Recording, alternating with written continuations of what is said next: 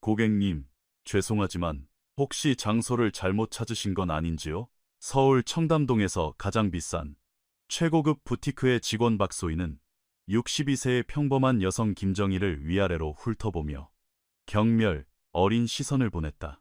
소희는 자신이 지금 누구를 조롱하고 있는지 전혀 알지 못했다. 정희는 그저 사랑하는 딸의 시상식을 위해 특별한 드레스를 한 벌 사고 싶었을 뿐이었다. 하지만 그 직후 이 매장에서 일어난 일은 모든 것을 완전히 바꿔놓았다. 정희는 깊은 숨을 내쉬며 자신이 이곳에 온 특별한 이유를 떠올렸다.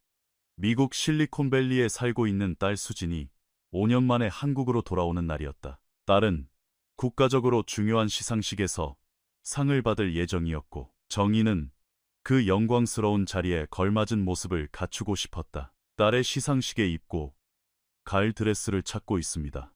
정희는 부드럽지만 단호한 목소리로 대답했다. 조금 우아한 스타일이었으면 좋겠네요.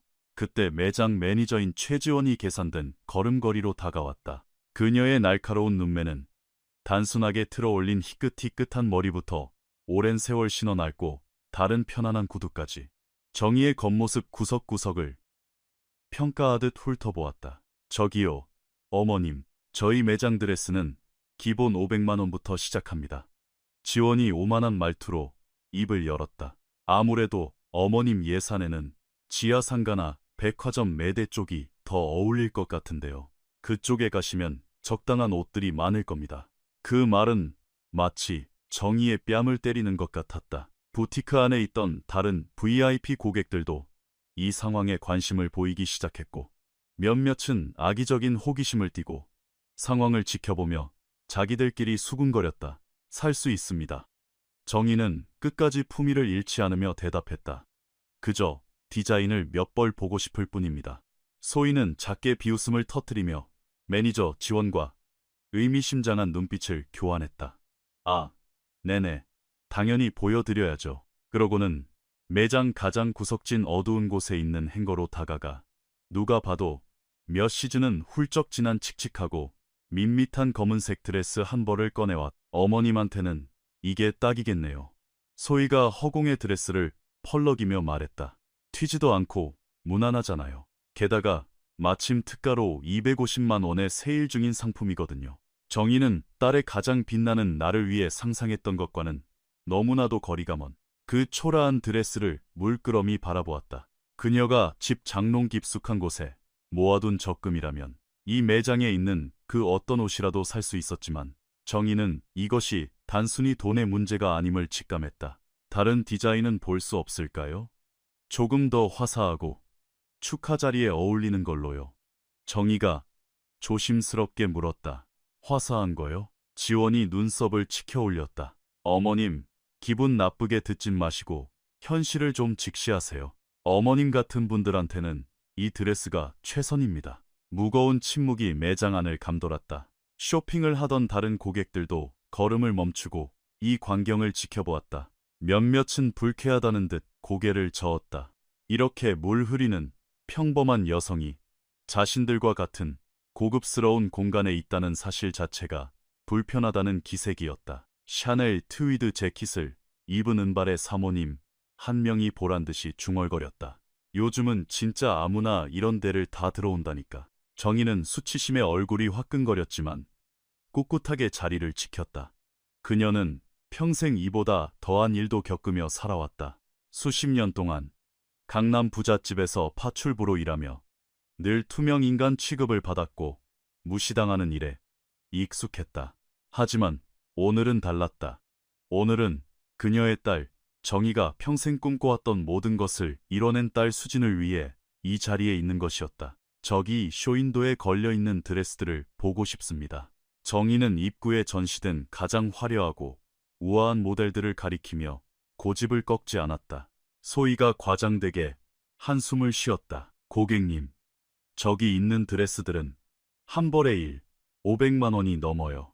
해외에서 수입된 한정판 독점 모델이라고요. 제발 본인 수준을 좀 생각하시고 다른 옵션을 알아보시는 게 어떨까요? 그때 정희의 주머니에서 휴대전화가 울렸다.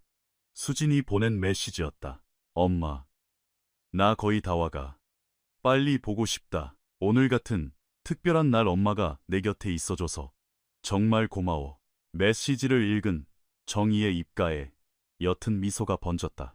만약 이 매장 사람들이 자신의 딸이 누구인지 알았다면, 딸이 미국에서 어떤 엄청난 성취를 이뤄냈는지, 어떻게 실리콘밸리에서 가장 존경받는 기업가 중 한 명이 되었는지 알았다면 과연 이렇게 대했을까?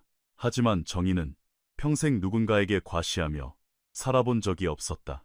그녀는 겸손함과 정직한 노동의 가치로 수진을 키워냈다. 딸이 비범한 성공을 거둔 지금도 정희는 양평의 작은 시골집에서 텃밭을 가꾸며 소박하게 사는 삶을 더 사랑했다. 조금만 더 기다려볼게요. 정희가 휴대전화를 집어넣으며 말했다. 곧 저를 만나러 아주 중요한 사람이 올 겁니다. 지원과 소희는 또다시 비웃음 가득한 시선을 주고받았다. 네, 그러세요. 그럼 저쪽 구석 의자에 앉아서 편하게 기다리시죠. 지원이 피팅룸 옆에 놓인 불편하고 딱딱한 스툴을 턱짓으로 가리키며 말했다. 부티크의 벽시계는 오후 2시 55분을 가리키고 있었다. 수진이 곧 도착할 것이고 정희는 딸이 이 상황을 절대 좌시하지 않을 것임을 알고 있었다. 하지만 그 전까지 그녀는 평생 그래왔듯 묵묵히 침묵하며 기다릴 참이었다. 정이란 것은 늦든 빠르든 결국 제 길을 찾아온다는 것을 아는 사람만이 가질 수 있는 인내심이었다. 불편한 의자에 앉아 화려한 부티크 안을 오가는 사람들을 지켜보며 정희의 마음은 자연스럽게 과거로 흘러갔다. 43년 전 그녀는 갓 20살이 된 앳된 새댁이었고 뱃속에는 수진이를 품고 있었다. 남편 민수는 동네의 작은 카센터에서 정비사로 일했다. 비록 단칸방에 살았지만 부부의 삶은 동화 같았고 미래에 대한 꿈으로 가득했다. 정희는 일요일 아침마다 남편이 즐겨 마시던 진한 믹스커피의 달콤한 냄새와 태어날 아이의 이름을 지으며 웃던 순간을 아직도 생생히 기억했다. 딸이면 수진이라고 짓자. 민수가 아직 채 부르지도 않은 정희의 배를 쓰다듬으며 말했다. 당신이 좋아하는 그 유명한 미국 가수 이름처럼 글로벌하게 크라고 말이야. 가슴 한편이 아릿해지는 그리움 속에서도 정희는 그 기억에 미소 지었다. 수진이는 4월에 비 내리는 새벽에 태어났고 민수는 세상을 다 가진 듯 기뻐했다. 그는 만나는 사람마다 붙잡고 자랑했다. 우리 딸은 커서 박사님이 될 겁니다. 제일 좋은 학교에 보내서 우리가 못 누려본 거 다 누리고 살게 할 거예요. 하지만 운명은 그들에게 가혹했다. 수진이가 겨우 2살이 되던 해 민수는 카센터에서 끔찍한 사고를 당했다. 수리 중이던 무거운 기계 부품이 떨어져 그의 머리를 강타한 것이다. 그는 3주 동안 중환자실에서 생사를 오갔다. 정희는 어린 수진이를 이웃집에 맡긴 채 단 1분도 남편의 곁을 떠나지 않고 눈물로 기도했다. 하지만 민수는 끝내 이겨내지 못했다. 어느 맑은 햇살이 비치던 아침, 그는 21살의 정희를 어린 딸과 함께 남겨두고 세상을 떠났다. 아무런 생계 수단도 없이. 엄마, 우리 이제 어떻게? 어느 날 아직 죽음이 무엇인지도 모르는 커다랗고 호기심 어린 눈망울로 수진이가 물었다. 우리 수진이, 엄마가 열심히 일할 거야. 정희는 눈물을 닦으며 대답했다. 엄마가 정말 열심히 일해서 아빠가 우리 수진이한테 주고 싶어 했던 거 전부 다 해줄게. 그리고 정희는 그 약속을 지키기 위해 뼈가 부서져라 일했다. 그녀는 서울 강남 한복판에 사는 중산층 이상의 부유한 가정, 정 여사의 집의 파출부로 일을 시작했다. 정 여사는 기회만 생기면 자신의 사회적 우월감을 과시하려 드는 까다롭고 피곤한 고용주였다. 아줌마, 화장실 청소 다 끝내면 가족들 옷 다림질도 좀 해놔요. 정 여사는 신문에서 눈도 떼지 않은 채 명령하듯 말했다. 그리고 냉장고 뒤쪽 닦는 거 잊지 말고. 어제 보니까 먼지가 굴러다니던데. 정희는 월요일부터 토요일까지 매일 새벽 6시부터 저녁 6시까지 일했다. 일요일에는 조금이라도 돈을 더 벌기 위해 다른 집의 파트타임 청소까지 맡았다. 손에 쥐는 돈은 턱없이 적었지만 그녀는 단 1원도 허투루 쓰지 않고 치밀하게 관리했다. 수진아, 넌 공부를 열심히 해야 해. 매일 밤 딸의 숙제를 도와준 뒤 정희는 늘 같은 말을 했다. 세상에서 아무도 너한테서 빼앗아 갈 수 없는 건 오직 내 머릿속에 든 지식뿐이란다. 수진은 그 말을 가슴에 새겼다. 다른 아이들이 수진의 낡은 옷이나 기워맨 가방, 정희가 구제시장에서 사온 헌 신발을 놀려댈 때도 수진은 묵묵히 공부만 했다. 그리고 언제나 전교 1등 성적표를 들고 집으로 돌아왔다. 엄마, 선생님이 나보고 특목고에 장학생으로 지원해보래. 14살이 되던 해 수진이가 말했다. 정희의 심장이 빠르게 뛰었다. 특목고에 간다는 것은 비싼 교복, 특별한 교재비, 만만치 않은 교통비가 든다는 것을 의미했지만 동시에 딸에게 완벽하게 새로운 기회의 문이 열린다는 뜻이기도 했다. 그럼 당연히 해봐야지. 정희는 1초의 망설임도 없이 대답했다. 그날부터 정희는 일요일 밤에도 일을 나갔다. 수진이가 잠든 새벽, 텅 빈 빌딩에 사무실 청소 일을 추가로 맡은 것이다. 그녀의 손은 사포처럼 거칠어졌고 허리는 끊어질 듯 아팠지만 정희는 단 한 번도 불평하지 않았다. 수지는 당당히 장학생으로 합격했다. 고등학교 내내 수지는 수학과 과학에서 독보적인 두각을 나타냈다. 각종 학력 경시대회에 나가 늘 메달과 상장을 휩쓸어왔다. 정희는 그 트로피와 상장들을 마치 세상에서 가장 귀한 보물처럼 닦고 또 닦으며 보관했다. 엄마, 나 대학교 가면 소프트웨어 공학을 전공하고 싶어. 17살의 수진이가 말했다. 소프트 뭐? 그게 뭔데? 정희가 진심으로 궁금해하며 물었다. 컴퓨터에 관련된 건데. 앞으로의 미래는 전부 컴퓨터에 달려있어. 엄마, 정희는 기술이나 컴퓨터에 대해선 아는 것이 하나도 없었지만 딸의 똑똑한 머리와 통찰력을 전적으로 믿었다. 수진이가 중요하다고 하면 그건 세상에서 가장 중요한 것이었다. 수능날과 서울대 면접날은 정희 인생에서 가장 피가 마르는 시간이었다. 그녀는 교문 밖에서 그 긴 시험 시간이 끝날 때까지 서서 평생 해온 기도보다 더 간절하게 기도를 올렸다. 마침내 합격자 발표날, 전액 장학생 명단에 수진의 이름이 뜬 것을 확인했을 때 정희는 너무 크게 오열하는 바람에 수진이 놀라 당황할 정도였다. 엄마, 괜찮아. 울지 마. 다 완벽해서. 그래, 우리 딸. 정희가 수진을 부서져라 끌어안으며 말했다. 하늘에 있는 내 아빠가 얼마나 자랑스러워할까. 대학 시절 내내 수진은 과에서 가장 뛰어난 인재로 손꼽혔다. 다양한 연구 프로젝트에 참여하고 실험적인 애플리케이션을 개발하며 그녀의 꿈은 점점 더 높은 곳을 향해 갔다. 엄마, 나 미국으로 석사 유학 가고 싶어. 대학 마지막 해 수진이 조심스럽게 말했다. 정희의 가슴이 철렁 내려앉았다. 하나뿐인 딸을 먼 타국으로 보내는 것은 그녀의 가장 큰 두려움이었지만 정희는 이기적인 엄마가 될 수 없었다. 네가 원하는 길이라면 당연히 가야지. 수진은 실리콘밸리에 있는 스탠퍼드 대학교에 장학생으로 합격했다. 처음 몇 달 동안 모녀는 매일같이 전화통화를 했다. 정희는 수진을 통해 최첨단 기술 혁신, 거대한 글로벌 기업들, 그리고 딸이 지구 반대편에서 지어 올리고 있는 위대한 꿈들에 대해 들었다. 하지만 얼마 지나지 않아 통화 빈도는 줄어들었고 그 자리를 수진의 놀라운 직업적 성공과 승진 소식들이 채우기 시작했다. 수진은 인공지능 앱을 개발하는 자신만의 회사를 창업했고 불과 몇 년 만에 엄청난 억만장자가 되었다. 엄마, 이제 일 그만둬도 돼. 어느 날 통화에서 수진이 말했다. 이제 내가 엄마 평생 호강시켜줄 수 있어. 아니다, 우리 딸. 정희는 늘 똑같이 대답했다. 엄마는 지금 이 삶이 좋아. 소박하게 사는 게 편해. 그것은 진심이었다. 정희는 자신의 두 손으로 땀 흘려 일군 삶의 자부심을 느꼈다. 60세에 파출부 일을 은퇴한 그녀는 양평의 작은 집에서 텃밭을 가꾸고 이웃들과 수다를 떨며 평생 사랑해온 조용한 삶을 누리고 있었다. 하지만 오늘은 달랐다. 오늘은 국가적인 훈장과도 같은 상을 받기 위해 귀국하는 딸을 위해 그녀가 이 차갑고 적대적인 부티크에 앉아 있는 날이었다. 그 어떤 편견 가득한 직원의 시선도, 그 어떤 경멸 섞인 무시도 딸의 커리어에서 가장 빛나는 순간에 함께하겠다는 정의의 의지를 꺾을 순 없었. 휴대전화가 다시 울렸다. 새로운 메시지였다.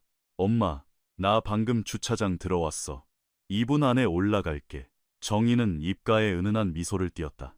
이제 곧 통쾌한 정의가 찾아올 시간이었다. 그 시각, 바다 건너 실리콘밸리가 한눈에 내려다 보이는 회의실에서 이수진 35은 전 세계 인공지능의 판도를 영원히 바꿔놓을 중대한 프레젠테이션을 막 끝낸 참이었다. 그녀는 현재 글로벌 테크 업계에서 가장 빛나는 천재 중 한 명으로 칭송받고 있었지만 그녀가 이곳에 오기까지 걸어온 기적 같은 여정을 아는 사람은 극히 드물었다. 모든 것은 수진이 낡은 캐리어 하나와 전 재산 200만 원, 그리고 불가능해 보이는 꿈만을 품고 샌프란시스코 공항에 내렸을 때 시작됐다.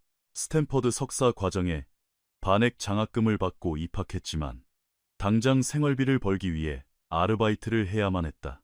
너 한국에서 왔어? 머신러닝, 알고리즘. 첫 수업 시간, 그녀의 첫 짝꿍이었던 데이비드 첸이 물었다. 응, 맞아. 수진이 아직은 뻣뻣한 영어로 대답했다. 와, 대박. 너 여기 올 정도면 진짜 엄청나게 똑똑한가 보다.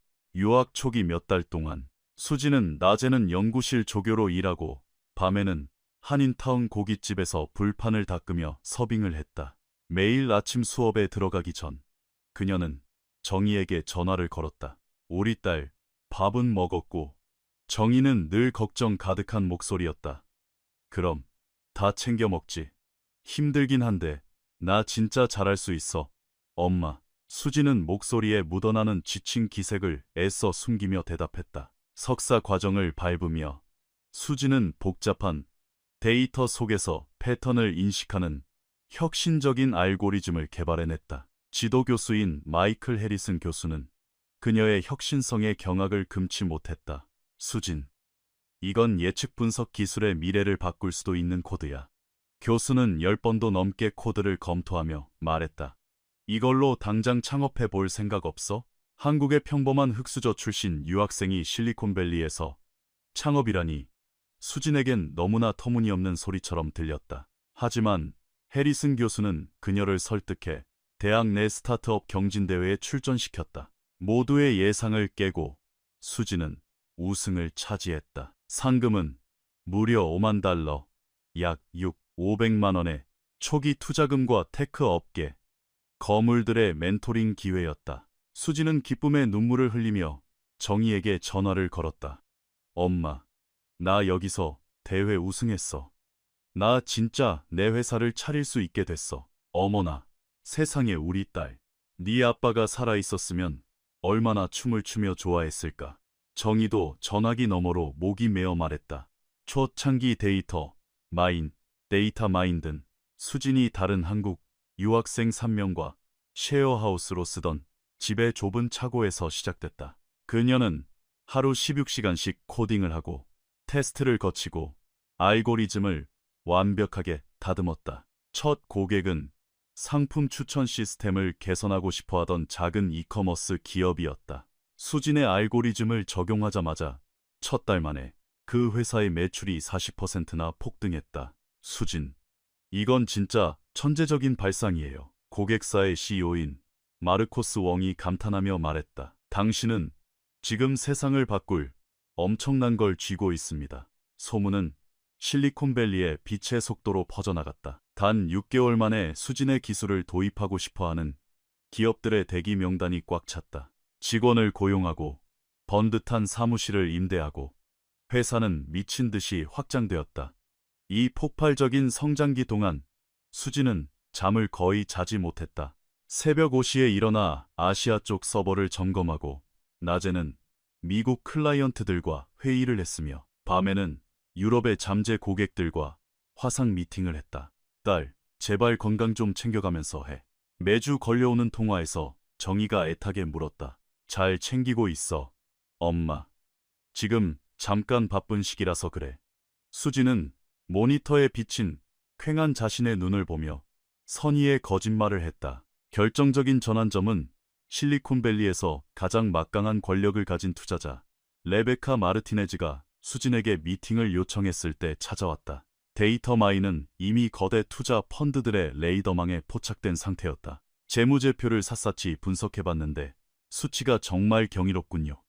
레베카가 서류를 덮으며 말했다. 18개월 만에 고객사 400개 돌파, 연간 매출, 성장률 300%, 우리 펀드에서 데이터 마인에 $500만, 약 65억 원을 투자하고 싶습니다.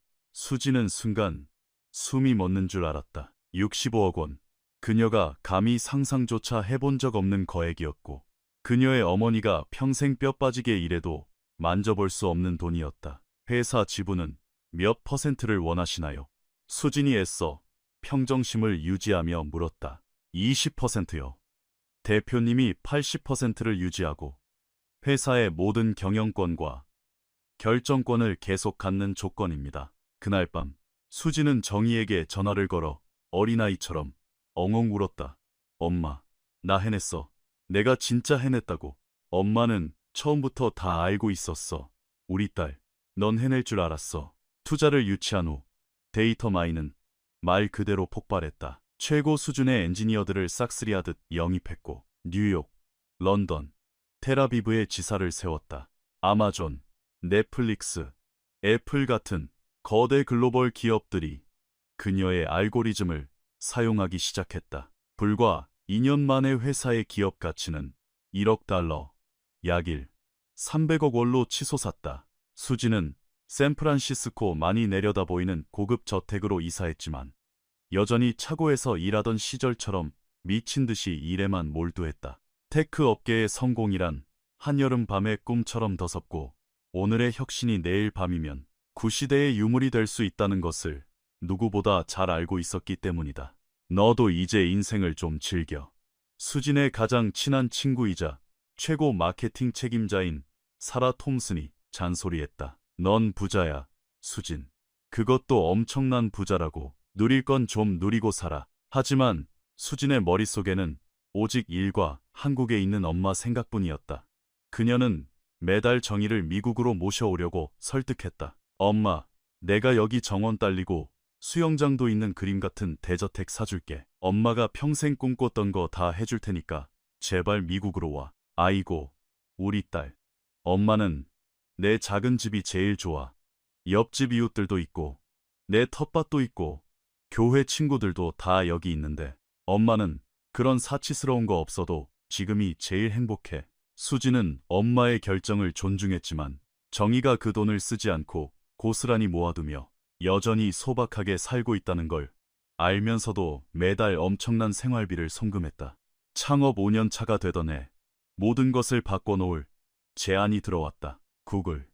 구글에서 데이터 마인을 12억 달러, 약 1조 5천억 원에 인수하고 싶다는 메가톤급 제안을 해온 것이다. 수지는 3일 밤낮을 꼬박 세우며 제안서를 분석했다. 인수를 수락하면 평생을 수백 번 다시 살아도 다 못 쓸 재정적 안정을 얻겠지만 피땀 흘려 키운 회사의 통제권을 잃을 수도 있었다. 내 마음은 뭐라고 말하고 있는데 통화 중 정희가 물었다. 팔아야 할 것 같아. 엄마, 이 돈이면 진짜 엄마 평생을 완벽하게 책임질 수 있어. 수진아, 엄마는 네가 날 책임져 주길 바라는 게 아니야. 엄마는 그저 우리 딸이 가장 행복한 선택을 했으면 좋겠어. 수진은 결국 구글의 인수 제안을 수락했다. 하지만 치열한 협상 끝에 회사 지분 30%를 유지하고 CEO 자리도 계속 지키는 조건을 관철해냈다. 32세의 나이에 이수진은 대한민국에서 가장 부유한 자수성가 여성 중 한 명이 되었다. 그 후 몇 년 동안 수진은 투자를 다각화했고 한국의 재능 있는 흑수저 청년들을 위한 전액 장학재단을 설립했으며 인공지능 분야의 세계적인 권위자로 자리매김했다. 하지만 거대한 성공은 그만큼 무거운 책임감을 동반했다. 전 세계의 강연, 콘퍼런스, 시상식에서 수진을 끊임없이 불렀다. 스케줄은 늘 분 단위로 꽉 차 있었고 한국에 들어오는 일은 갈수록 뜸해졌다. 엄마, 이번 크리스마스에도 못 내려가서 정말 미안해. 화상 통화 너머로 수진이 사과했다.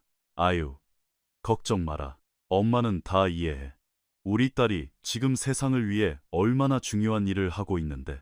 그리고 오늘 엄마를 만나기 위해 청담동의 부티크로 향하는 수진의 차 안은 묘한 긴장감과 벅찬 행복감으로 가득 차 있었다. 무려 8개월 만에 엄마의 얼굴을 직접 보는 것이었다. 수진이 이번에 귀국한 이유는 명확했다. 대한민국 경제를 이끄는 정재계 최고 거물들이 모두 참석하는 세종문화회관에서 열릴 글로벌 자랑스러운 한국인상의 올해 수상자로 선정되었기 때문이다. 하지만 수진에게 그 화려한 트로피보다 100배, 1000배 더 중요한 것은 객석 맨 앞줄에 자신의 어머니가 앉아 있을 거라는 사실이었다. 그녀가 지금 이 자리에 올 수 있도록 자신의 모든 삶을 희생한 세상에서 가장 위대한 여성. 포르쉐를 부티크 앞에 주차하며 수진은 미소 지었다. 마침내 엄마가 마땅히 받아야 할 최고의 대접을 해드릴 시간이었다.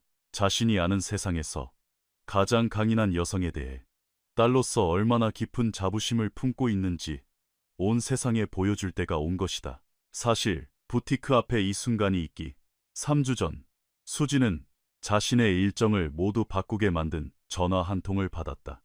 한국경제인협회 회장 박동일 회장의 전화였다. 이수진 대표님, 직접 통화하게 되어 무한한 영광입니다. 박 회장이 엄숙한 목소리로 말했다. 올해 저희 협회에서 이 대표님께 글로벌 자랑스러운 한국인상을 헌정하고자 합니다. 이 상은 전 세계를 무대로 대한민국의 위상을 드높인 분에게만 수여하는 저희가 드릴 수 있는 최고의 영예입니다. 수진의 심장이 빠르게 뛰었다. 이 상에 대해서는 그녀도 익히 들어 알고 있었다. 국가 차원에서 긍정적인 반향을 일으키고 진정한 변화를 만든 인물에게만 주어지는 권위 있는 상이었다. 시상식은 서울에서 열리나요? 수진은 벌써 엄마를 어떻게 설득해서 그 자리에 모시고 갈지 머리를 굴리고 있었다. 네, 세종문화회관 대극장에서 열립니다. 국내 100대 기업 총수들이 모두 참석할 예정이며 전국에 생중계될 겁니다. 전화를 끊자마자 수진이 가장 먼저 누른 번호는 정이었다. 엄마, 진짜 엄청난 소식이 있어. 무슨 일인데? 그래, 우리 딸. 나 한국에서 엄청 큰 상을 받게 됐어. 시상식에 엄마가 꼭 무조건 내 옆에 있어야 해. 전화기 너머로 정희는 몇 초간 침묵했다. 딸, 엄마는 그런 높으신 분들 모이는 으리으리한 자리는 하나도 몰라. 가서 어떻게 행동해야 할지도 모르고 괜히 너한테 창피만 줄 텐데. 엄마, 그 상을 받는 사람을 길러낸 게 바로 엄마야. 내가 지금 이 자리에 있는 유일한 이유가 바로 엄마라고. 내 인생에서 가장 빛나는 순간인데 엄마가 없으면 아무 의미가 없어. 하지만 수진아, 엄마는 그런 자리에 입고 갈 번듯한 옷 한 벌이 없는 걸. 그건 내가 알아서 할게. 한국 도착하면 서울에서 제일 훌륭하고 아름다운 드레스를 엄마한테 입혀줄 테니까 걱정하지 마. 정희는 길게 한숨을 쉬었지만 수진은 엄마의 목소리에 묻어나는 벅찬 감동을 느낄 수 있었다. 그래, 알았다. 우리 딸한테 그렇게 중요한 자리라면 엄마가 갈게. 그날 이후 수진은 시상식 준비에 매진했다. 수상 소감을 작성하고 한국 홍보팀과 일정을 조율했다. 많이 긴장되세요? 펠로엘토 본사에서 회의 중이던 사라가 물었다. 엄청. 수진이 솔직하게 인정했다. 상 때문이 아니야. 다시 한국에 가서 엄마를 뵙고 엄마가 평생 희생해온 그 모든 시간들이 결코 헛되지 않았다는 걸 내 눈으로 직접 보여드릴 수 있다는 게 그게 떨려. 어머님은 말 안 해도 이미 다 알고 계실걸요? 사라가 웃으며 말했다. 수진은 시상식 전날 서울로 날아왔다. 화요일 아침 7시 맑은 햇살을 뚫고 수진의 전용기가 김포공항 비즈니스 항공센터에 착륙했다. 그녀는 공식 일정이 시작되기 전 온전히 엄마와 단둘이 보낼 하루를 꼼꼼하게 비워두었다. 비행기 안에서 수진은 엄마와 함께할 계획을 머릿속으로 되뇌었다. 최고급 레스토랑에서 코스 요리를 먹고 세상에서 가장 아름다운 드레스를 고른 다음 옛날처럼 둘이서 오붓하게 저녁을 먹어야지. 엄마, 나 막 도착했어. 공항을 빠져나오며 수진이 전화를 걸었다. 우리 딸, 비행은 안 힘들었고? 응, 편하게 왔어. 나 호텔 가서 짐 풀고 조금 씻은 다음에 양평집으로 엄마 모시러 갈게. 수진아, 엄마 벌써 어제 서울 올라왔어. 지금 강북에 있는 내 이모 집에 있다. 수진은 깜짝 놀랐다. 엄마를 위해 서울 최고급 5성급 호텔 스위트룸을 예약해 주겠다고 신신당부했지만 정희는 서울에 올 때마다 늘 그랬듯 동생 명의의 작은 빌라에 머무는 것을 택한 것이다. 아휴, 엄마도 참. 알았어. 그럼 동선이 더 짧아졌네. 우리 그냥 바로 부티크에서 만날까? 내가 청담동에 진짜 기가 막히게 예쁜 숍을 알아놨거든. 부티크? 정희의 목소리가 굳어졌다. 딸, 그냥 근처에 적당한 백화점이나 싼 데 가서 사면 안 될까? 엄마, 내일은 진짜 특별한 날이라니까. 드레스도 당연히 최고로 특별해야지.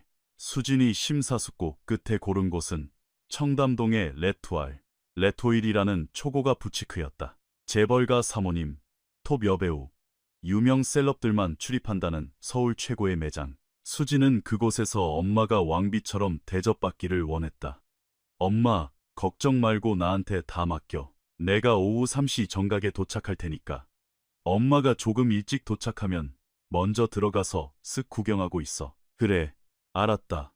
우리 딸. 호텔에 짐을 푼 후 수지는 오전 내내 행사 주최 측 및 주요 언론사 기자들과 사전 미팅을 가졌다. 모두가 이 젊은 천재의 성공 스토리, 향후 비전, 한국 테크 산업에 대한 그녀의 통찰력을 듣고 싶어 안달이었다. 이 대표님, 본인 스스로가 한국 여성들에게 롤모델이 되고 있다고 생각하시나요? 한 메이저 언론사 기자가 물었다. 저는 제 스스로를 세상에서 가장 위대한 여성의 딸이라고 생각합니다. 수진이 단호하게 대답했다. 제가 이룬 모든 성취는 온전히 저희 어머니의 피눈물, 나는 희생 덕분이었습니다.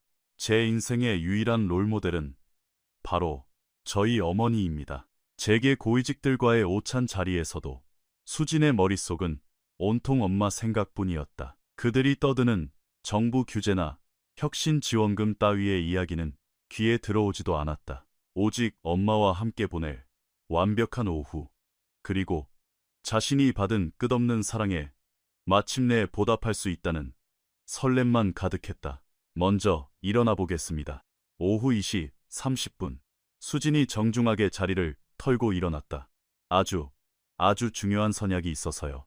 청담동 부티크로 차를 몰고 가는 내내 수진은 격식 있는 우아한 드레스를 입은 엄마의 모습을 상상했다. 엄마는 평생 수진에게 최고만 주려고 애썼고 항상 수진을 1순위에 두었다.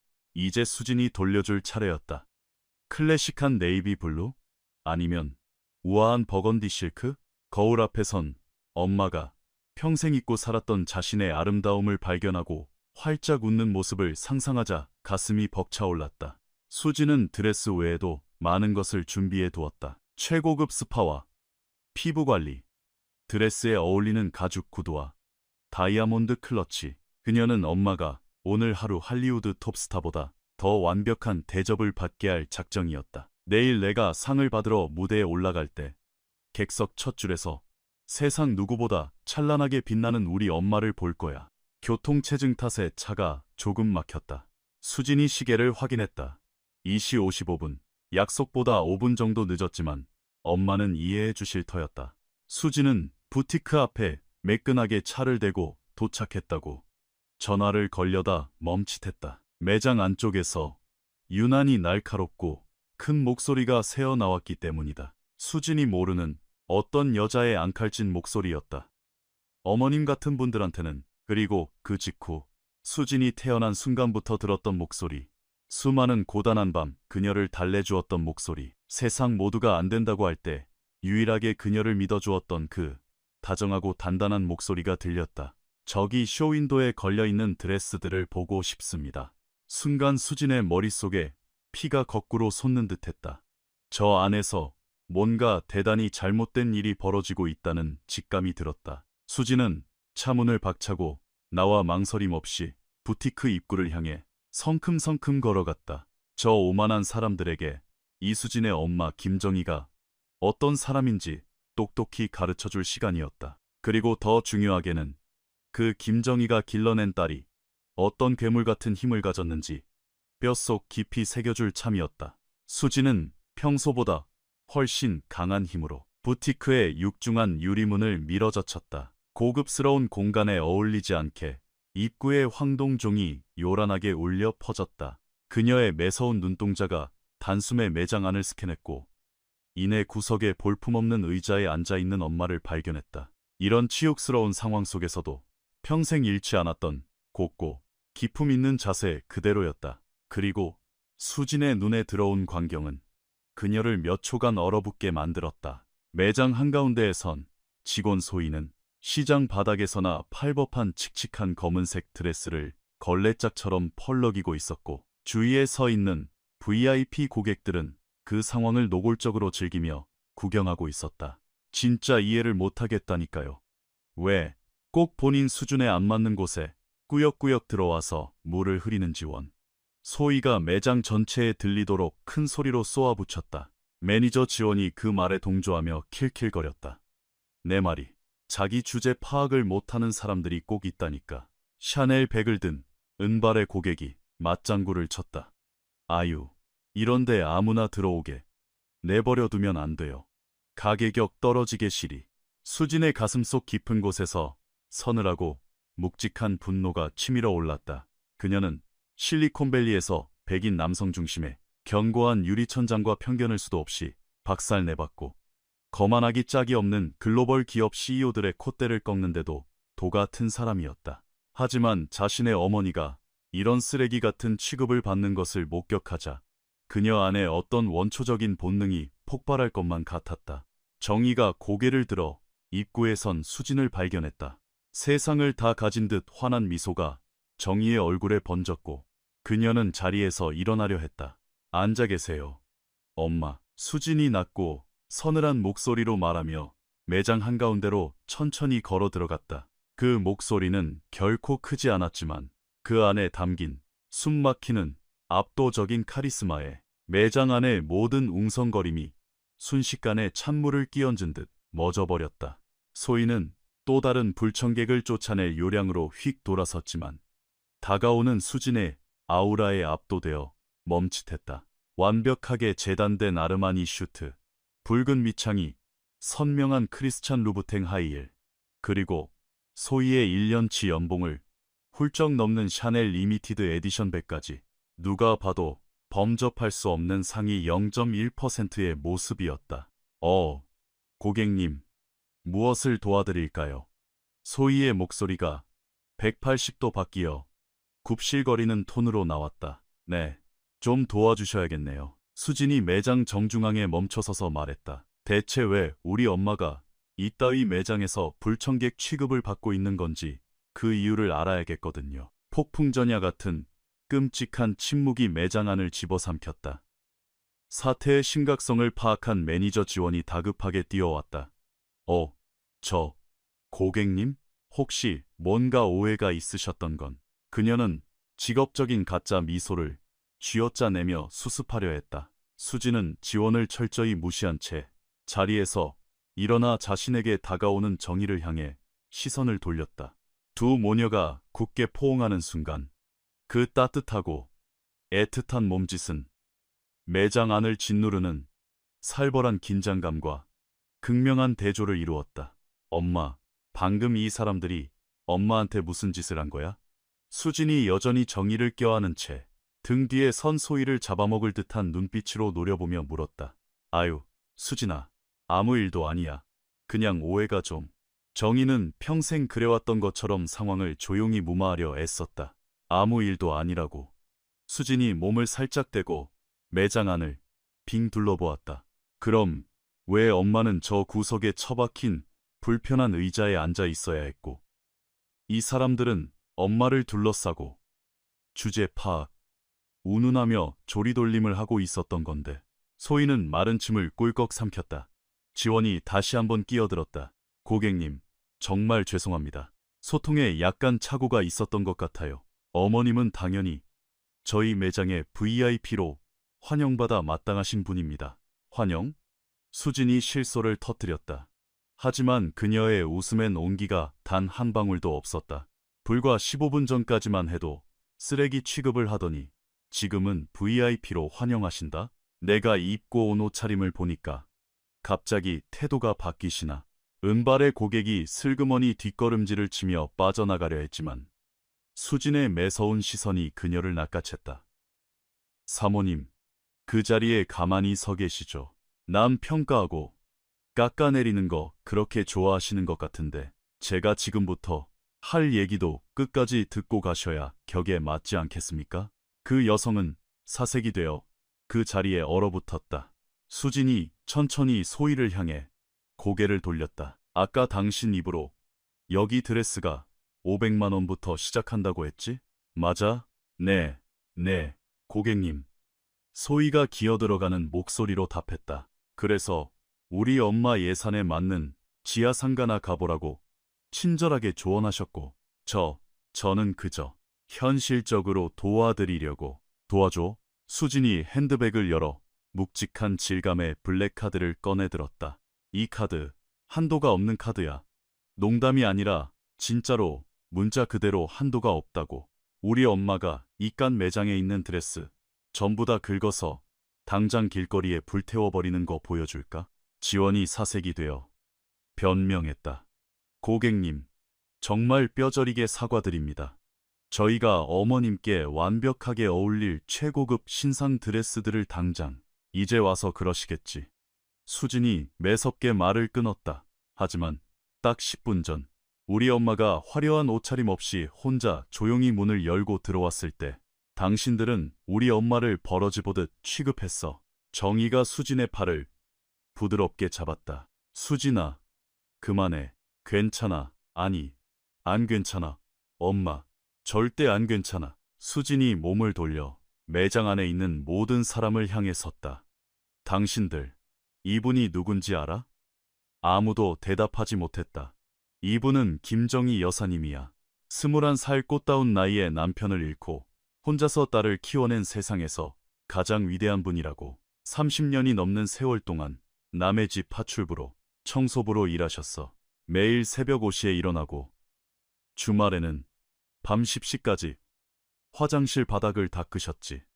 오로지 자기 딸에게 최고의 교육을 받게 해주겠다는 일념 하나로. 수진의 목소리가 점점 더 높아졌고 깊은 감정이 북받쳐 올랐다. 이분은 수십 년 동안 10원 한 장 허투루 쓴 적이 없어. 딸 참고서 사주려고 본인은 구제시장에서 떨이옷만 주워 입었고 버스비 아끼려고 매일 몇 킬로미터를 걸어 다니셨어.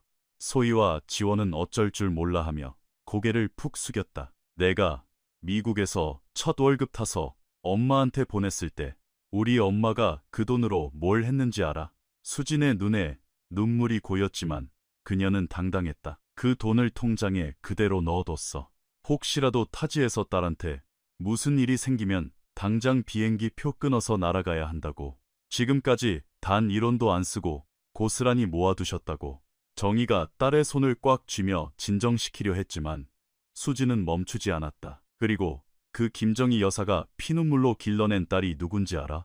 수진이 극적으로 말을 멈췄다. 바로 나야. 세계 최대 인공지능 기업 데이터마인의 창업자이자 CEO 이수진. 내일 나는 국가에서 주는 글로벌 자랑스러운 한국인상을 받을 거고 이 세상에서 가장 위대하고 아름다운 우리 엄마는 내일 시상식 맨 앞줄에 앉아 언제나 그랬듯 나를 보며 환하게 웃어주실 거다. 매장 안에 있던 모든 사람의 얼굴에 경악과 충격이 번졌다. 은발의 고객은 창백하게 질려 있었고 소희는 쥐구멍에라도 숨고 싶은 표정이었다. 하지만 그딴 타이틀이나 돈이 제일 중요한 게 아니지.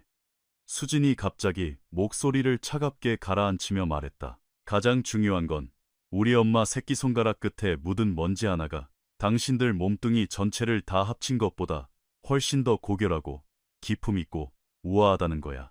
그런데 당신들은 감히 우리 엄마를 쓰레기 취급했어. 수진이 지원을 향해 한 걸음 다가갔다.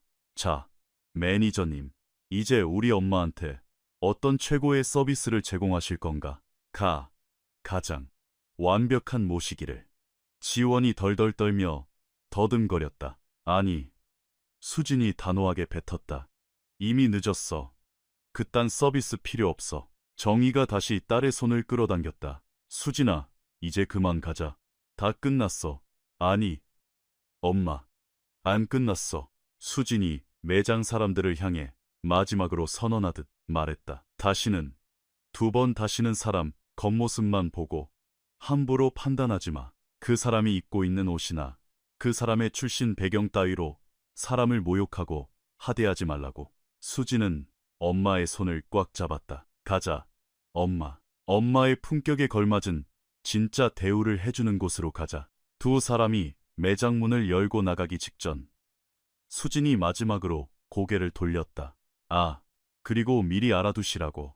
내일 우리 엄마가 세종문화회관 VIP석 첫 줄에 앉아 있을 때 당신들은 여전히 이 시궁창 같은 매장에서 또 겉모습으로 사람을 차별하다가 뼈저리게 후회할 일만 남게 될 테니까. 문이 쾅하고 무겁게 닫혔고 청담동 최고급 부티크 안에는 숨소리조차 들리지 않는 완벽하고도 비참한 정적만이 남았다. 부티크 밖으로 나온 수지는 엄마의 두 손을 꼭 잡고 깊은 숨을 몰아쉬었다. 아직도 혈관 속에서 분노가 부글부글 끓고 있었지만 딸이 자신을 지켜주었다는 사실에 안도하고 미소 짓는 정희의 얼굴을 보자 마음이 조금 진정되었다. 수진아, 굳이 그렇게까지 할 필요는 없었는데. 정희가 타박하듯 말했지만 그녀의 눈동자는 딸에 대한 무한한 자부심으로 반짝이고 있었다. 아니, 했어야 해. 내 눈앞에서 엄마를 그렇게 대하는 건 대통령이 와도 용서 못해. 수지는 아직도 화려한 드레스들이 걸려있는 부티크의 쇼윈도를 곁눈질로 쳐다보았다. 그리고 그녀의 천재적인 머릿속에서 아주 흥미로운 아이디어 하나가 떠올랐다. 그녀는 휴대전화를 꺼내 어디론가 전화를 걸었다. 여보세요, 박 변호사님? 네, 이수진입니다. 다름이 아니라 급하게 알아봐 주실 게 하나 있어서요. 청담동에 있는 레투알이라는 부티크 말입니다. 박 변호사는 한국에서 수진의 국내 투자를 전담하고 있는 국내 최고의 M&A 전문 변호사였다. 거기 실소유주가 누군지, 현재 재무 상태는 어떤지, 혹시 매각 의사가 있는지 싹 다 파악해서 일시간 안에 보고해 주세요. 수진이 정희와 함께 차로 걸어가며 덤덤하게 지시했다. 수진아, 너 도대체 무슨 짓을 하려는 거니? 정희가 걱정스럽게 물었다. 정의 구현이요. 엄마, 아주 확실하고 자본주의적인 정의 구현. 박 변호사의 연락을 기다리는 동안 수지는 정희를 청담동의 한적하고 고급스러운 파인다이닝 레스토랑으로 모셨다. 두 사람은 맛있는 음식을 먹으며 옛날 이야기를 나누고 내일 있을 시상식에 대해 들떠서 수다를 떨었다. 방금 전 부티크에서 있었던 끔찍한 일은 마치 없었던 것처럼. 엄마, 내가 어릴 때 맨날 나중에 부자 될 거라고 떵떵거리던 거 기억나? 수진이 와인잔을 빙글빙글 돌리며 장난스럽게 물었다. 기억나고 말고. 정희가 소리 내어 웃었다. 너는 맨날 엄마한테 정원 딸린 대저택 사준다고 그랬지. 근데 그때마다 엄마가 뭘 했는지 알아? 수진아, 돈으로는 사람의 인성을 살 수 없단다 그랬지. 그래, 그건 지금도 변함없는 사실이야. 정희가 고개를 끄덕였다. 맞아, 인성은 못 사지. 하지만 가끔은 정의는 돈으로 살 수 있더라고. 그때 수진의 전화가 울렸다. 실리콘밸리에 있는 마르코스였다. 수진, 요청한 자금 한국 계좌로 쏴놨어. 근데 도대체 어디에 쓰려는 건지 물어봐도 돼. 수진이 씩 웃었다. 누군가에게 아주 비싼 인생 참교육을 좀 시켜주려고. 정희는 감탄과 걱정이 반반 섞인 눈으로 딸을 바라보았다. 딸, 너 진짜 지금 네가 무슨 짓을 하려는지 확신하는 거 맞지? 100% 확신해. 엄마. 1시간 후 수지는 정희를 태우고 다시 부티크 레투알 앞으로 차를 몰았다. 자, 이제 진짜 재밌는 파트가 시작될 거야. 수진이 차 문을 열며 말했다. 두 모녀가 그날 두 번째로 매장 문을 열고 들어섰을 때 매니저 지원은 말 그대로 기절할 뻔했다. 다른 고객을 응대하고 있던 소희도 그녀들을 보자마자 사색이 되어 굳어버렸다. 고객님, 다시 오셨네요. 지원이 사시나무 떨듯 떨며 다가왔다. 네, 다시 왔죠. 수진이 여유롭게 매장 중앙으로 걸어 들어가며 말했다. 사실 이 매장에 곧 일어날 중대한 변화들에 대해 직접 통보해 주러 왔거든요. 화요. 소희가 불안하게 미간을 찌푸렸다. 수진은 매장 안에 있는 모든 직원과 고객들을 향해 몸을 돌렸다. 제 이름은 이수진입니다. 글로벌 AI 기업 데이터 마인의 창업자이자 CEO죠. 매장 안은 숨소리 하나 들리지 않았다. 몇몇 고객들은 드디어 그녀가 뉴스에서 보던 그 유명한 실리콘밸리의 한국인 억만장자라는 사실을 깨닫고 입을 틀어막았다. 수진이 정희의 어깨를 감싸 안으며 말을 이었다. 그리고 이분은 저의 어머니, 김정희 여사님이십니다. 제가 아는 세상에서 가장 훌륭한 분이고 평생 피땀 흘려 일하며 저에게 진정한 가치와 교육을 가르쳐 주신 분이죠. 소희의 얼굴은 백지장처럼 하얗게 질렸다. 지원이 다급하게 끼어들려 했다. 이 대표님, 아까 있었던 일은 정말 저희가 죽을 죄를 지었습니다. 오해 아닙니다. 수진이 차갑게 말을 잘랐다.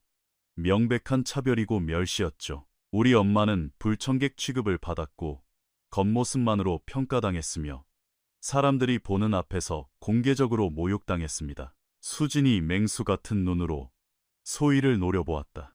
당신이 우리 엄마더러 지하상가나 가보라고 했지? 이 매장 옷들은 당신 같은 사람이 입기엔 너무 비싸다고 했고 아까 그 상황을 목격했던 한 고객이 작게 중얼거렸다. 맞아요. 제가 똑똑히 들었어요. 수진은 메인 카운터로 다가가 차가운 목소리로 지시했다. 여기 총괄 지점장, 지금 당장 내려오라고 하세요. 잠시 후 2층 사무실에서 강 지점장이 하얗게 질린 얼굴로 뛰어내려왔다. 박 변호사로부터 이미 모종의 연락을 받은 상태였다. 이 대표님, 저희 매장을 방문해 주셔서 무한한 영광입니다. 그는 이마에 흐르는 식은땀을 닦으며 굽실거렸다. 강 지점장님. 수진이 팔짱을 끼며 말했다. 저는 오늘, 아니 앞으로 영원히 이 매장에서 단 1원도 쓰지 않을 겁니다. 이런 쓰레기 같은 마인드로 고객을 개돼지 취급하는 직원들이 버젓이 일하고 있는 매장이라면 말이죠. 강 지점장의 얼굴이 흑빛으로 변했다. 이수진 같은 글로벌 VVIP를 잃는 것은 단순한 매출 하락이 아니었다. 그녀가 이 사실을 조금이라도 발설하는 순간 매장의 이미지는 나락으로 떨어지고 브랜드 본사에서 당장 자신의 목을 칠 것이 뻔했다. 게다가 방금 전 이수진 측으로부터 매장 인수와 관련된 무시무시한 압박까지 들어온 터였다. 도대체 정확히 무슨 일이 있었던 겁니까? 강 지점장이 수진과 두 직원을 번갈아 보며 물었다. 저 직원들이 겉모습만 보고 우리 엄마를 판단했습니다. 수진이 또박또박 설명했다. 옷차림이 수수하다는 이유로 구매 능력이 없다고 단정짓고 아주 악질적이고 차별적인 모욕을 줬죠. 강 지점장이 분노로 얼굴이 붉어진 채 지원과 소희를 노려보았다. 이게 다 사실입니까? 지점장님, 저희는 그저 지원이 덜덜 떨며 변명하려 했고 소희가 모기만한 목소리로 거들었다. 고객님 상황에 맞게 도와드리려고. 도와드려? 수진이 일갈했다. 우리 엄마한테 지하상가로 꺼지라고 한 게 도와주는 건가? 이런 사람들 운운하면서 조리돌림한 게 당신들의 그 알량한 친절인가? 강 지점장은 깊은 탄식을 내뱉으며 수진을 향해 고개를 숙였다. 이 대표님, 매장을 책임지는 사람으로서 입이 10개라도 할 말이 없습니다. 이들의 행동은 저희 브랜드의 가치와 절대 맞지 않습니다. 그렇다면 그 잘난 브랜드 가치라는 걸 행동으로 증명하셔야겠네요. 수진이 날카롭게 쏘아붙였다. 제가 오늘 여기서 본 건 서비스업의 기본조차 안 된 천박함 그 자체였으니까요. 강 지점장이 두 직원을 향해 단호하게 선언했다. 최 매니저, 박소희 씨, 두 사람은 이 시간부로 무기한 직무 정지입니다. 본사 감사팀에서 이 사건을 철저히 조사할 것이며 고객을 차별한 행위에 대해서는 인사위원회를 여러 해고를 포함한 최고 수위의 징계를 내릴 겁니다. 당장 유니폼 벗고 매장에서 나가세요. 지원이 다리가 풀려 주저앉을 뻔했고 소희는 소리 없이 눈물만 뚝뚝 흘렸다. 두 직원은 다른 고객들의 경멸 어린 시선을 온몸으로 받으며 수치심 속에 매장을 빠져나갔다. 수지는 정희의 손을 부드럽게 잡았다. 강 지점장님, 이번 일을 계기로 직원 교육을 처음부터 다시 똑바로 시키시길 바랍니다. 이 세상의 모든 고객은 그 사람이 어떤 옷을 입었든 어떤 차를 타든 존중받아 마땅합니다. 명심하겠습니다. 대표님, 모든 서비스 매뉴얼을 전면 재검토하겠습니다. 지점장이 허리를 90도로 숙였다. 수지는 매장 안에 남은 사람들을 향해 부드럽지만 뼈 있는 한마디를 던졌다. 오늘 이곳에 계신 분들도 무언가를 배우셨기를 바랍니다. 절대 겉모습으로 사람의 가치를 판단하지 마세요. 누군가를 함부로 자신보다 아래라고 단정 짓지도 마시고요. 매장을 완전히 빠져나온 수지는 그제야 길고 시원한 숨을 내쉬었다. 자, 이제 진짜 가자. 엄마, 우리 엄마가 세상 최고로 대접받을 수 있는 진짜 품격 있는 곳으로. 두 사람은 몇 블록 떨어져 있는 최고급 디자이너 부티크 라오라로 향했다. 그곳에 발을 들이는 순간부터 그들은 진심이 담긴 환대와 완벽한 프로페셔널리즘을 경험할 수 있었다. 어서 오십시오, 고객님. 환영합니다. 단정하게 머리를 빗어 넘긴 매니저가 따뜻한 미소로 그들을 맞이했다. 어떤 특별한 날을 위해 오셨을까요? 아주 중요하고 특별한 시상식에 입고 갈 우아한 드레스를 찾고 있습니다. 수진이 기분 좋게 대답했다. 정말 영광스러운 날이겠군요. 어머님, 특별히 선호하시는 색상이나 스타일이 있으신지요? 매니저는 오직 정희에게 시선을 맞추며 최고급 VIP를 대하듯 깍듯하고 정중하게 물었다. 이후 이 시간 동안 정희는 꿈같은 시간을 보냈다. 라우라의 직원들은 정희를 진정한 여왕처럼 모셨다. 최고급 샴페인을 내오고 정희의 체형과 피부톤에 완벽하게 어울리는 드레스들을 섬세하게 추천했으며 그녀의 우아함에 진심 어린 찬사를 보냈다. 마침내 정희가 고급스러운 네이비블루 실크 드레스를 입고 피팅룸에서 걸어 나왔을 때 수진의 눈에 왈칵 눈물이 맺혔다. 엄마, 진짜 너무 눈부시게 아름답다. 정말 완벽한 선택이십니다. 매니저가 감탄하며 말했다. 어머님이 원래 가지고 계신 기품과 우아함이 드레스 덕분에 완벽하게 빛을 발하네요. 그 매장에서 정희는 진심으로 자신이 존중받고 가치 있는 사람이라고 느꼈다. 억만장자 딸의 후광 때문이 아니라 그저 김정희라는 사람 자체로 존경받아 마땅한 한 명의 훌륭한 여성으로 대우받은 것이다. 아름답게 포장된 거대한 드레스 박스를 들고 나오며 수진이 웃으며 말했다. 봤지, 엄마. 고객은 원래 이렇게 대접받아야 하는 거야. 고맙다, 수진아. 전부 다 고마워. 첫 번째 부티크에서 있었던 소동은 순식간에 청담동 바닥에 쫙 퍼져나갔다. 하지만 그 소문 끝에는 이수진 대표가 겉모습만으로 사람을 차별하는 매장을 참교육하고 진정으로 고객을 존중할 줄 아는 경쟁 매장에서 거액을 썼다는 통쾌한 미담이 붙어 있었다. 때로는 진정한 복수란 쓰레기 같은 대우를 하는 곳을 부숴버리는 동시에 그럴 자격이 있는 곳에 내 돈과 가치를 지불하는 것이다. 정희가 수진의 귀에 다가가 따뜻하게 속삭였다. 우리 딸, 네가 정말 자랑스럽다. 수진이 엄마를 꼭 끌어안으며 마주 속삭였다. 세상에서 제일 훌륭한 엄마한테 배운 거잖아. 소희와 지원이 수치심에 얼굴을 가린 채 매장에서 쫓겨나갔을 때 길거리에 수많은 사람이 그 광경을 지켜보았다. 실리콘밸리의 한국인 천재 CEO가 편견에 찌든 직원들을 응징하고 그 돈을 경쟁 매장에 썼다는 통쾌한 사이다. 썰은 단 몇 시간 만에 SNS를 타고 서울 전역으로 퍼져나갔다. 다음 날 아침, 서울 세종문화회관 대극장은 글로벌 자랑스러운 한국 인상 시상식을 위해 화려하고 장엄하게 꾸며져 있었다. 수많은 방송국 카메라가 레드카펫을 비추고 있었고, 유명 언론사 기자들, 대한민국 굴지의 대기업 총수들, 정치인과 유명 인사들이 속속 도착해 생중계될 행사를 준비하고 있었다.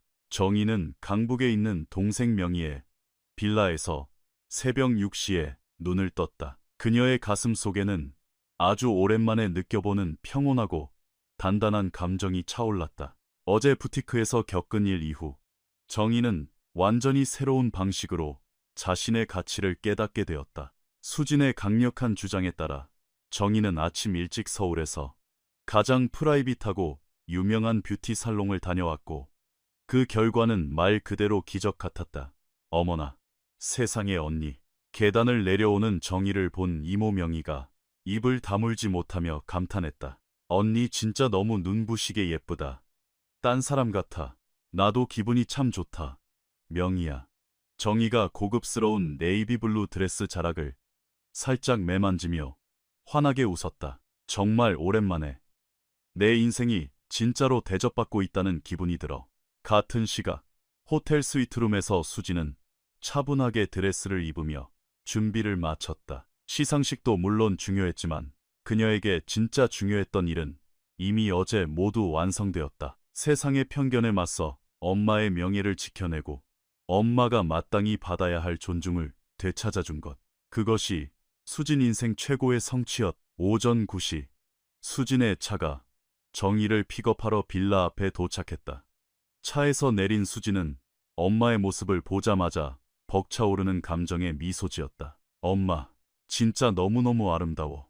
그리고 무엇보다 엄마 표정이 진짜 행복해 보여서 너무 좋다. 고마워, 우리 딸. 엄마 지금 진짜 행복해. 날아갈 것 같아. 세종문화회관으로 향하는 차 안에서 두 사람은 평온하게 대화를 나누었다. 수진은 어제 정희를 변호했던 사연이 알려진 후 수많은 지인과 업계 동료들에게서 쏟아진 응원과 찬사의 메시지들을 보여주었다. 상을 받는 것보다 그런 멋진 태도로 어머니를 지킨 것이 더 대단하다는 반응들이었다. 엄마, 난 어제 내 스스로가 진짜 뼛속 깊이 자랑스러웠어. 돈을 많이 벌어서도 아니고 실리콘밸리에서 성공해서도 아니야. 많은 사람들 앞에서 우리 엄마가 얼마나 위대한 분인지 당당하게 소리치고 엄마의 헌신을 기릴 수 있어서 그게 제일 자랑스러웠어. 엄마도 어제 네가 날 얼마나 끔찍이 사랑하는지 온몸으로 느꼈단다. 수진아. 세종문화회관에 도착하자 그들은 엄청난 환호와 존경 어린 시선을 받으며 레드카펫을 밟았다. 기자들은 두 모녀의 기적 같은 인간 승리 스토리에 진심으로 감동하며 정중하게 질문을 던졌다. 김정희 여사님, 따님이 이렇게 세계적인 인물로 인정받는 모습을 보시니 감회가 어떠신가요? 한 기자가 마이크를 조심스럽게 건네며 물었다. 물론 말로 다 할 수 없이 자랑스럽죠. 정희가 우아하고 자연스럽게 대답했다. 하지만 저는 우리 수진이가 아주 어릴 때부터 이렇게 특별한 아이가 될 거라는 걸 알고 있었어요. 오늘 이 상은 제가 평생 알고 있던 사실을 세상이 확인시켜주는 자리일 뿐입니다. 극장 안으로 들어서자 정희는 VVIP석 정중앙 첫 줄로 안내되었다. 그녀의 양옆으로는 장관들과 대기업 회장들이 앉아 있었고, 그들은 정희에게 먼저 다가와 따뜻하게 악수를 청하며 평생 그녀가 받았어야 마땅할 깊은 존경을 표했다. 무대 뒤 대기실에서 수진은 강 지점장의 전화를 받았다. 어제 일에 대해 다시 한번 뼈저리게 사과하며 브랜드의 전국 모든 매장 직원들을 대상으로 한 대대적인 서비스 마인드 개편과 인권 교육을 실시하겠다는 보고였다. 수진은 자신의 행동이 낳은 긍정적인 변화에 만족스럽게 미소 지었다. 오전 11시 정각, 웅장하고 장엄한 분위기 속에서 시상식이 시작되었다. 마침내 수진의 이름이 호명되었을 때 그녀는 객석 첫 줄에 앉은 정희를 평온한 눈빛으로 바라보았다. 신사숙녀, 여러분. 아나운서의 낭낭한 목소리가 울려 퍼졌다. 세계에서 가장 존경받는 테크 기업 중 하나인 데이터마인의 창업자이자 CEO, 대한민국 혁신과 우수성의 글로벌 아이콘, 이수진 대표를 무대로 모십니다. 수진은 기립박수가 터져나오는 무대 위로 당당하게 걸어 올라갔다. 단상에 선 그녀는 깊은 숨을 들이마시고 가장 먼저 엄마의 눈과 마주치며 활짝 웃었다. 안녕하십니까. 수진의 차분하고 단단한 목소리가 마이크를 타고 흘렀다. 이렇게 엄청난 상을 받게 되어 이루 말할 수 없이 영광입니다. 하지만 제가 거둔 직업적인 성취와 기술적인 혁신에 대해 떠들기 전에 오늘 이 모든 기적을 가능하게 만들어주신 단 한 분의 이야기를 먼저 해야겠습니다. 카메라가 천천히 돌아 객석 첫 줄에 앉은 정희를 클로즈업했다. 대형 스크린에 비친 정희는 눈물이 맺힌 채 온화하게 미소 짓고 있었다. 오늘 이 자리 객석 첫 줄에는 저희 어머니, 김정희 여사님이 앉아 계십니다. 어머니는 제게 이 세상 그 어떤 억만장자도 물려줄 수 없는 가장 값진 유산을 물려주셨습니다. 바로 완벽한 교육, 흔들리지 않는 가치관, 그리고 조건 없는 무한한 사랑입니다. 제가 높은 곳을 향해 꿈을 꾸고 그 불가능해 보이던 꿈들을 현실로 끄집어낼 수 있었던 것은 저희 어머니가 평생을 바쳐 뼈가 부서지도록 일하고 희생하셨기 때문입니다.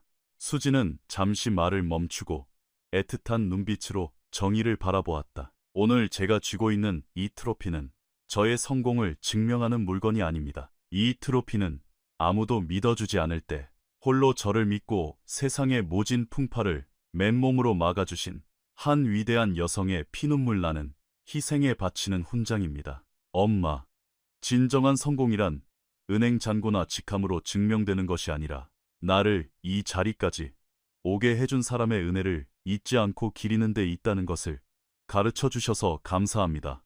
객석에서 우레와 같은 박수가 터져 나왔다. 끝없이 이어지는 기립박수였다. 객석에 앉아있던 수많은 정재계 인사들이 수진의 진정성 넘치는 담백한 고백에 눈시울을 붉히고 있었다. 이 영광스러운 상을 자식을 위해 평생을 기꺼이 희생하는 대한민국의 모든 위대한 어머니들께, 그리고 세상의 어떤 편견과 팍팍한 현실 속에서도 인간으로서의 존엄성을 잃지 않고 정직하게 땀 흘려 일하는 모든 분들께 바칩니다. 대한민국은 저희 어머니 같은 분들을 더 깊이 존경하고 대우해야 합니다. 감사합니다.